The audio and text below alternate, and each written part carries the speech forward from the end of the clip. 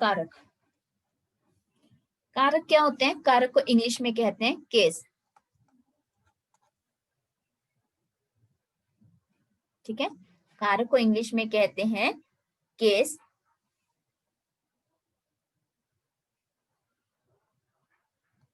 कारक होते क्या है? ये काम क्या करते हैं? ठीक है, तो जब भी आप कोई वाक्य लिखते हैं, कोई भी सेंटेंस आप लिखते हैं, कोई भी वाक्य लिखते हैं, तो उन शब्दों के बीच में, जो वाक्य के बीच में शब्द होते हैं, उनके बीच में आपस का रिलेशन प्रेजेंट करते हैं। ठीक है, प्रेजेंट करने का वर्क करता है, आपस में संबंध दर्शाने का काम करता है। दर्शाने का या बनाने का, दोनों में से कुछ भी हो सकता है। संबंध बनाने का कार्य जो करता है वो कौन करता है? आपका कारक करता है। ठीक है, कौन करता है? कारक करता है। कारक के द्वारा ही हमें पूरे सेंटेंस के बारे में पता चलता है कि क्या हो रहा है। अगर आप कारक का प्रयोग नहीं करते हैं तो आपका जो वाक्य है, जो आपका सेंटेंस है, वो कैसा हो जाता है? अर्थहीन। उसका कोई भी अर्थ नहीं रहता, मतलब मीनिंगलेस हो जाता है, उसका कोई भी किसी भी तरह का मीनिंग नहीं बनता है। तो वो आपके होते हैं कारक। ठीक है, वो आपके क्या होते हैं? कारक होते हैं। अब जो वाक्य के बीच में शब्द आने वाले हैं वो कौन से हो सकते हैं? वो आपकी हो सकते हैं संज्ञा, सर्वनाम, क्रिया, ठीक है, एक्सेट्रा, विशेषण वगैरह कुछ भी हो सकते हैं। इनका आपस में संबंध जो दर्शाते हैं वो आपके कारक होते हैं। कारक का मीनिंग समझ आया कि कारक क्या होता है?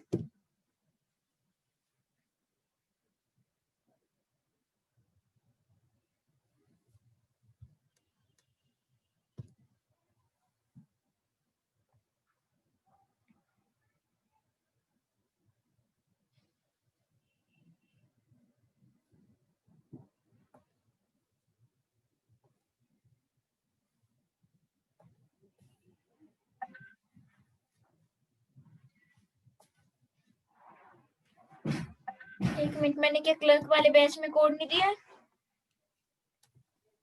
मैंने लिंक नहीं दिया बच्चों को। एक मिनट रुको सभी, मुझे लगता है मैं बाकी बैच को जो है लिंक देना भूल गई हूँ। एक मिनट रुकेंगे।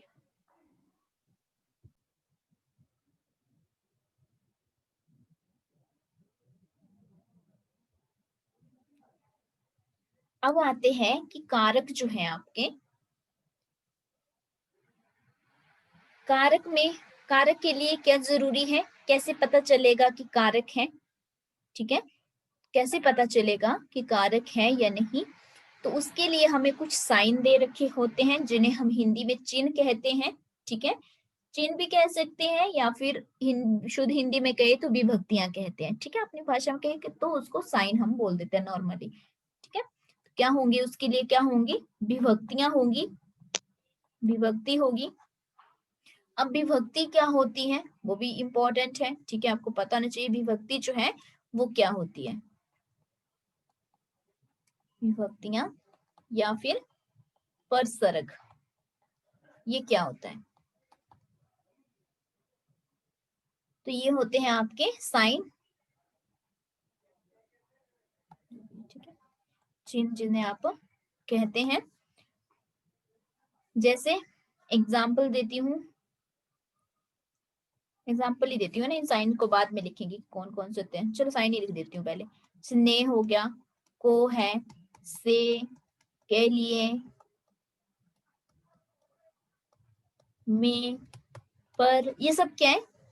विभक्तियां हैं। ठीक है, क्या है? विभक्तियां हैं, साइन है, जो यूज किए जाते हैं दो चीजों के बीच में संबंध को दर्शाने के लिए। ठीक है, जो यूज किए जाते हैं दो चीजों के संबंध को दर्शाने के लिए। तो ये तो आपको पता चल चुका है। अब है कि कारक के भेद। कारक के भेद,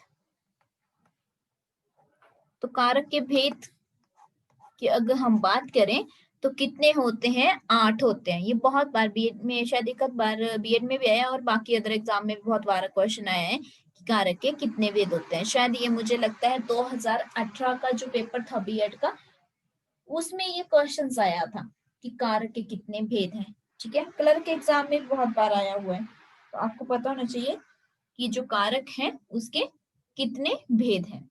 कितने हैं? 8 हैं। ठीक है, 8 इसके भेद हैं। अब कौन कौन से हैं वो देख लेते हैं। नंबर 1 कर्ता कारक,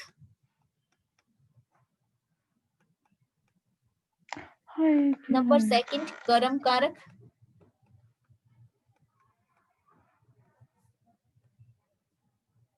फिर है करण कारक,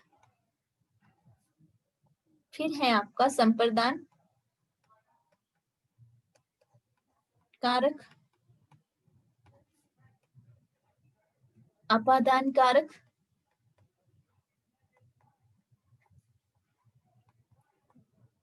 संबंध कारक,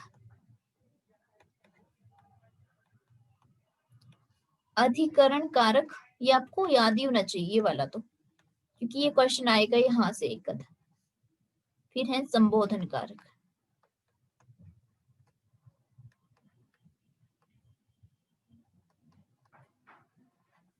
ठीक है, 6, 7, 8, तो 8 जो ये कारक हैं, ये कारक के भेद भी कह सकते हैं या आप इसको कारक भी कह सकते हैं।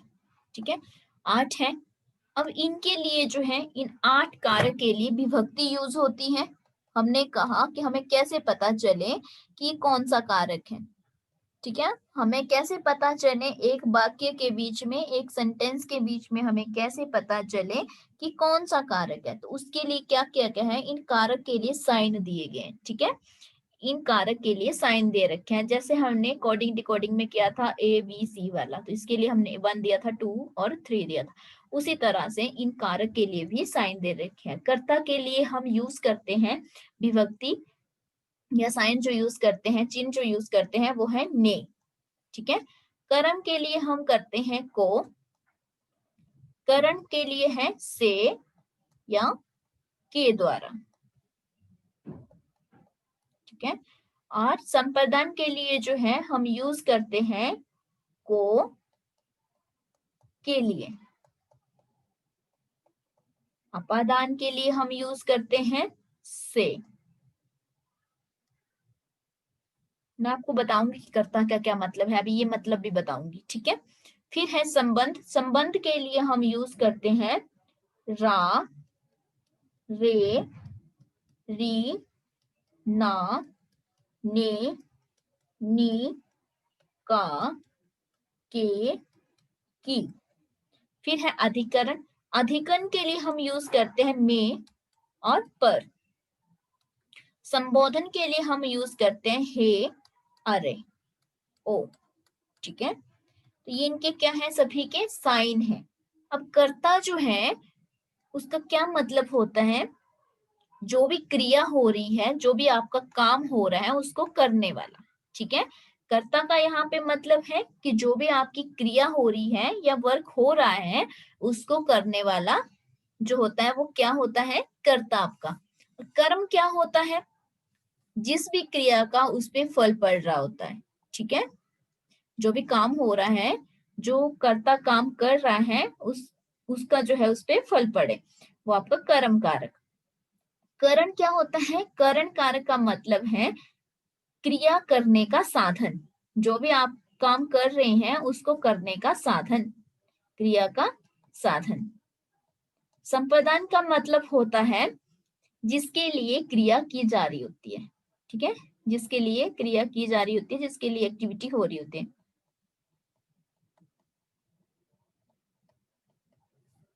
पेन दूसरा ले लेती हूँ ताकि यहाँ पे लिखा जा सके।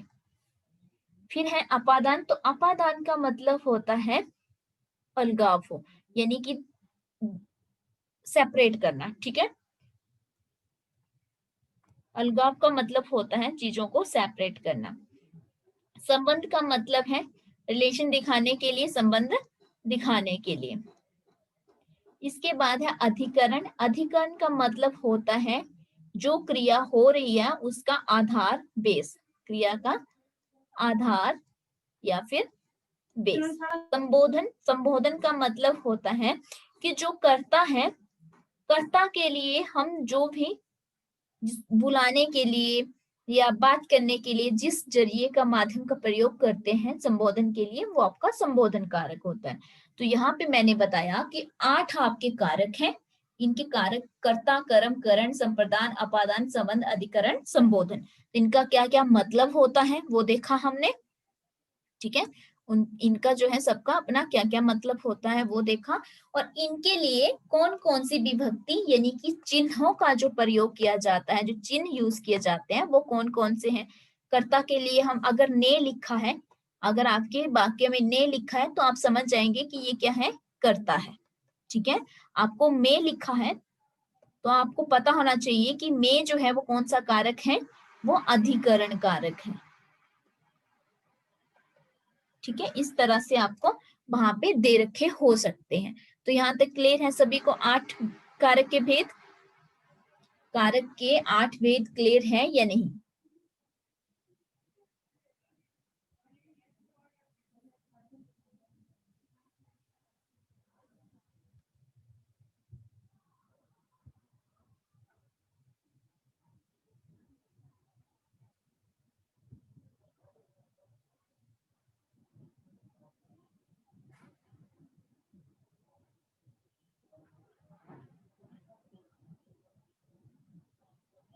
अच्छा, जो जिसने सबसे ज्यादा शोर मचा रखा था क्लास का, वो तो क्लास ही में नहीं है।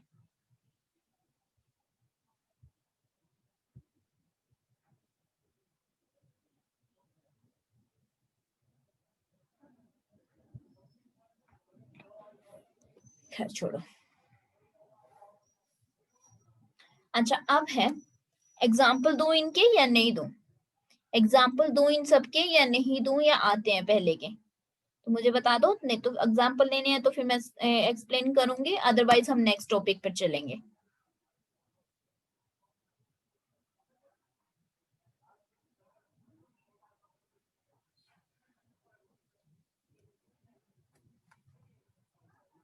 चलो बताओ फिर, अब मैं आपसे पूछूंगी, आप बताएंगे मेरे को, ठीक है। एग्जाम्पल ही देती चलती हूँ, आप बताते चलोगे। जैसे लिखा है, श्याम ने चाय पी। बताओ इसमें कौन सा कारक है? इसको जब आप देखेंगे तो क्या देखेंगे, विभक्ति देखेंगे, ठीक है। हाँ, कर्ता, ठीक है। कौन सा है, कर्ता है, बिल्कुल सही, कर्ता कारक है। राम ने महाभारत पढ़ी। कौन सा कारक है? क्या देखेंगे, विभक्ति देखेंगे, ठीक है। इसमें भी क्या है आपका, करता है। चलिए सही, और देखते हैं, नेक्स्ट देखते हैं, नेक्स्ट एग्जांपल देखते हैं। सिंपल करवा रही हूँ जल्दी में, ठीक है, बिल्कुल रिवीजन टाइप में करवा रही हूँ। चलिए अब बताइए मेरे को, राम ने श्याम को पढ़ाया। राम ने श्याम को पढ़ाया। हमने कहा था, कर्म कैसे पता चला?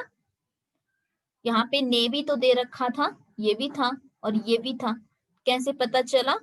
को देखा, ठीक है, लेकिन यहाँ पे ने भी था।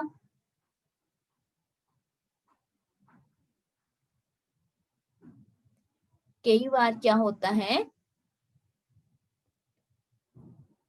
हमने कहा कि जो कर्म वाला है उसमें क्या पता चलता है, जो कर्ता जो है वो क्या, उसका फल किस पे पड़ रहा होता है, कर्म पे, ठीक है।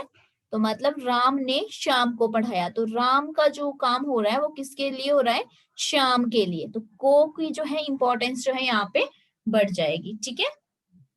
हाँ ठीक है सभी का। चलो नेक्स्ट बताओ, बे बस से उतर गया।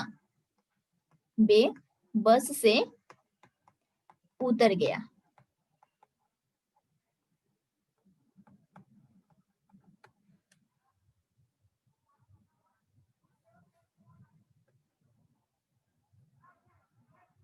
वे बस से उतर गया। देखो मैं आपको एक बात बताती हूँ यहाँ पे, ठीक है। हाँ, जिन्होंने लिखा है अपादान कारक वो है सही, ठीक है। दो जगह जो है आपका से का यूज होता है, ठीक है।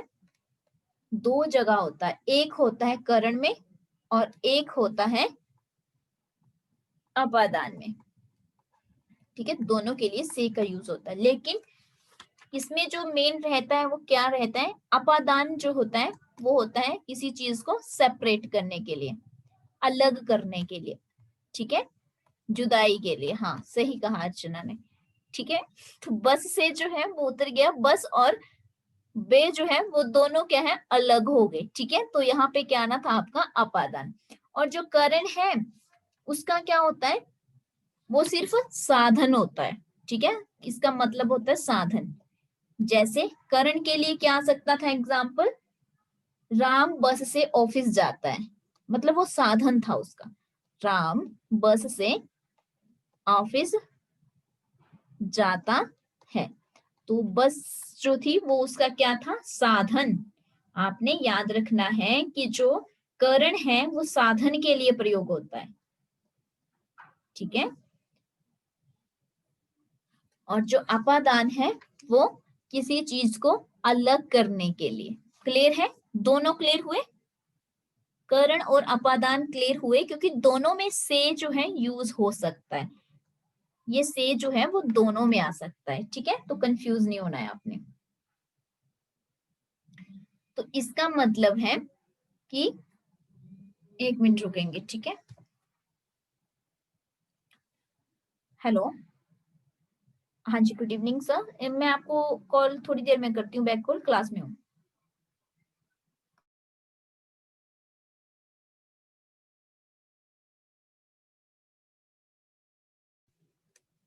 तो इसमें जो है से जो है वो दोनों के लिए यूज हो सकता है, ठीक है।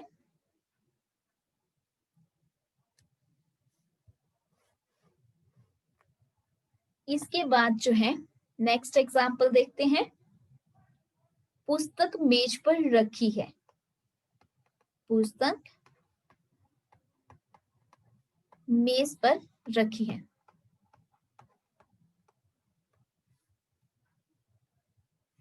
ठीक है। क्या देखा हमने यहाँ पे, कैसे पता चला अधिकरण है, पर में जो होते हैं वो आपके होते हैं अधिकरण में, ठीक है। ठीक है, सबका ठीक है। चलिए आते तो है आपको सभी को। चलो ये बताओ, हे भगवान, हे भगवान रक्षा करो। जो क्लास में नहीं आते हैं, हे भगवान उनकी रक्षा करो, संबोधन, ठीक है। हे जो है वो संबोधन होता है, हे, अरे, ओ, ठीक है, ये सब संबोधन है। तो कारक टॉपिक जो है वो आपका कंप्लीट है, और इसी तरह से एग्जाम में क्वेश्चंस आपको देखने को मिल सकते हैं। तो सभी ने जो है अच्छे से करके आने हैं।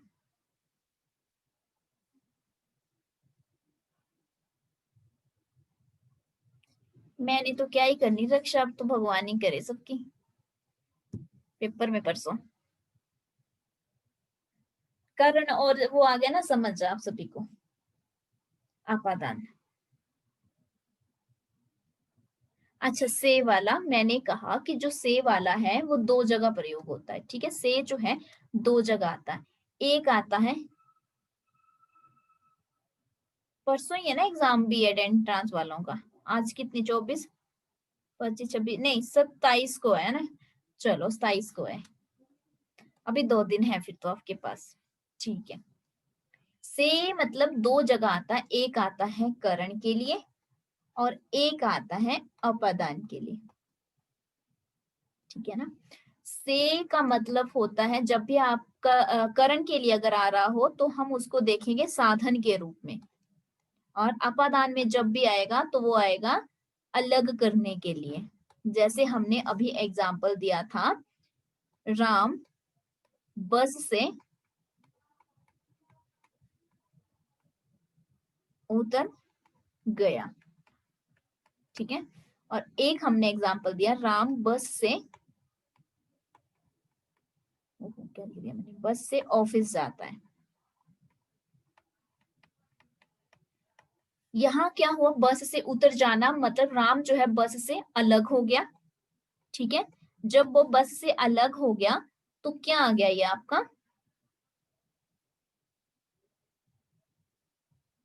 रुक जाओ पूर्णिमा, रुक जाओ, अभी अभी मुझे करवाने दो। ठीक है, अलग हो जाने का मतलब है अपादान वाला, और बस से गया तो बस क्या थी, उसका साधन थी। ठीक है, तो वो क्या थी, साधन थी। साधन होने का मतलब है करण, और अलग होने का मतलब है अपादान। शिल्पा, अब क्लियर है? ये कंफ्यूजन वाला हो सकता है, ठीक है, लेकिन आपको याद क्या रखना है, साधन और अलग। अच्छा, 2 दिन में न्यू तो क्या ही पढ़ना, जो कर रहे हैं उसी को रिवाइज करो अच्छे से। ठीक है, न्यू क्या पढ़ना, पहले जितना पढ़ना था रिवीजन करो, रिवीजन जो पढ़ा हुआ है उसे ही अच्छे से करो। कब से भरा हुआ है एंट्रांस आप लोगों ने, जो हम करवा रहे हैं वो रिवीजन ही तो हो रही है आपकी। कब से भरा हुआ है एंट्रांस, सोचो। अप्रैल से भर दिया था ना, अप्रैल मई में, तो तब से पेंडिंग पेंडिंग होते होते पेंडिंग ही होते जा रहा है। तो अच्छा है कि हो जाए, और फिर नहीं तो बैच जो है बहुत लेट चले जाएंगे आपके।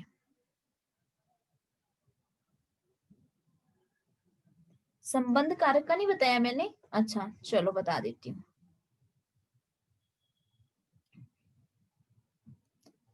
देखो,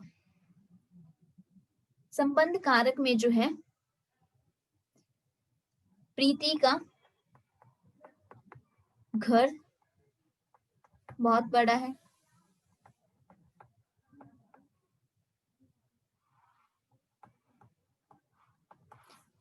का जो है वो क्या है, रिलेशन को बता रहा है, किसका, प्रीति और घर के बीच में। ठीक है, प्रीति और घर के बीच में जो है वो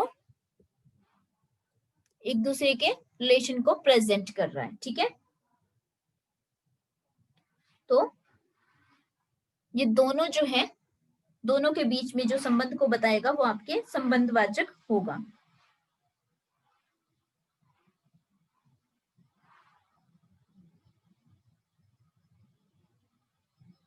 क्लियर है सभी को?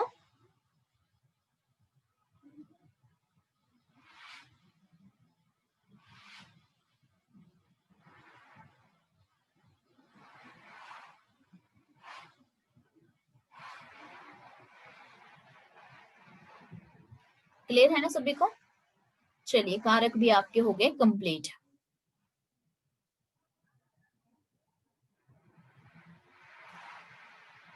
मध्यकालीन की, अरे इतना ज्यादा नहीं आएगा आपको, इतना ज्यादा नहीं आएगा। 1 मिनट रुकेंगे सभी, ठीक है। हेलो, हाँ जी सर, अभी ना क्लास हो रही है। जी सर, ओके। ये टीचर कह रहे हैं हमारी क्लास करवा दो पहले, आप रहने दो लेने।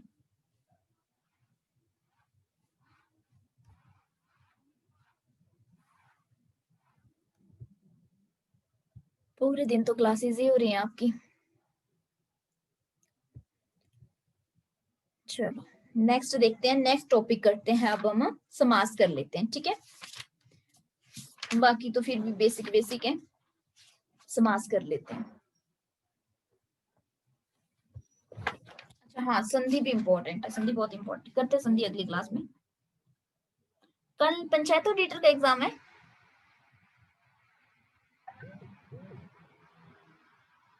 मॉर्निंग शिफ्ट में।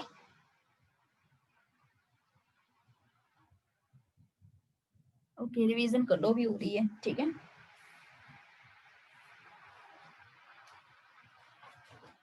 10 से 12 है ना।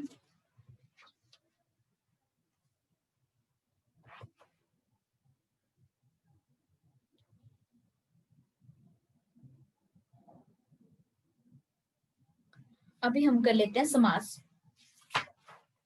अच्छे से करके आना आप सभी भी, ठीक है। जितना किया है उसको अच्छे से करना, जरूरी नहीं है कि पूरा 100% ही करके जाएं। जितना किया है उसको अच्छे से करके आना।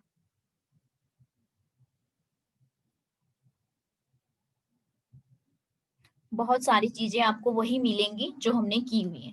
बहुत सारी क्या, मैं कहती हूँ 80% पेपर वही मिलता है जो यहाँ से आप करके जाओगे, ठीक है। अब आपने कितना किया है कितना नहीं किया है, ऑनलाइन में यही थोड़ी सी प्रॉब्लम है कि पता नहीं आप पढ़ भी रहे हैं या नहीं पढ़ रहे हैं। अब यही रहती है दिक्कत ना। बाकी तो ऑफलाइन बैच जो होते हैं उसमें ये रहता है कि आपका सामने पता चल रहा होता है कि आप कर क्या रहे हैं, ठीक है। आपकी फेस रीडिंग से पता चल जाता है। अब यहाँ पे ऑनलाइन होती है, नो डाउट आप क्लास लगा रहे हैं, क्या पता आप साथ में खाना खा रहे हैं। आप कितने सीरियस हैं या नहीं है, ये तो अब आपकी खुद की ईमानदारी है, ठीक है। डेली क्लासेस तो हो रही है, अब आप कितना एफर्ट कर रहे हैं साथ में, वो भी साथ में डिपेंड करता है। अब टीचर जो है वो तो चलो आपको करवा ही रहे हैं, साथ में आपका अपना खुद भी रहेगा कि आप जो है कितना करते हैं। अगर 60% अगर टीचर दे रहे हैं तो एटलीस्ट ज्यादा नहीं 20% आप भी कर सकते हैं साथ में, ठीक है। तब आपका 80% हो जाएगा।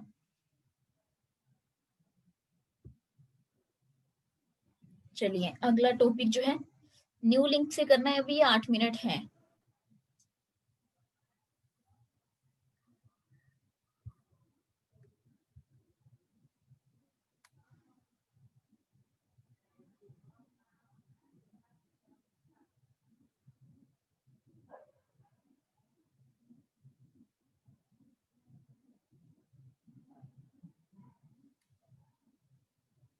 हाँ ये बात तो है, खुद भी जो है करना बहुत जरूरी है, ठीक है।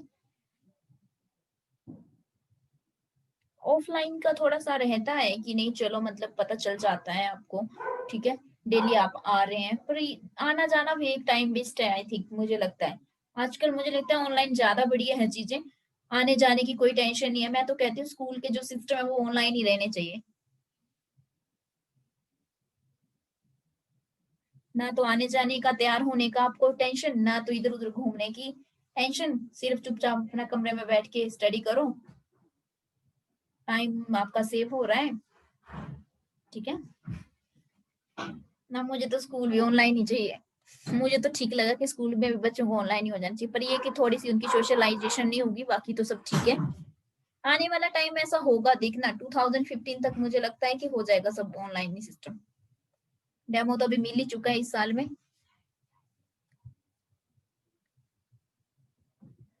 चलिए नया लिंक देती हूँ, ठीक है, नेक्स्ट क्लास के लिए भी उसमें कंटिन्यू करते हैं।